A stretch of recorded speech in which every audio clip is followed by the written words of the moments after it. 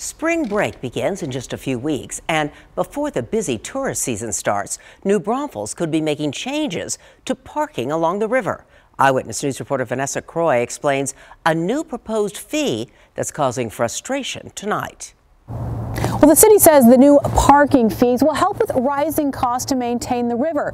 But some people we talked to out here tonight in New Braunfels are upset that the city would take away the few available spots for them to park for free. Many neighbors in New Braunfels are taking advantage of the quiet before the storm of tourist season begins. But this year, some changes may be rolling in. City Council wants to charge a fee for some parking spots along the river. If the ordinance is passed, starting on May 1st to Labor Day, 33 spots on Hyman Island Drive and 8 on East San Antonio Street will be paid parking. And our objective is to try and collect from the tourists who come in, because they are the primary users of the river. But people who live here say it also affects their pocketbooks. We keep going to these places. We're staying. New Braunfels has grown.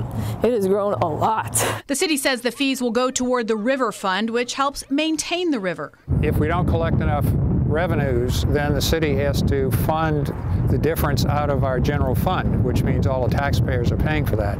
And for those residents, they'll be able to get a parking pass for those spots for $20 a year. But many people still have mixed feelings about the proposed changes. It's affordable, but still it's just the principle having to pay for something that our taxpayer dollars already paid for to begin with. To help this place, to keep it going, to keep the river right and healthy, it's worth it.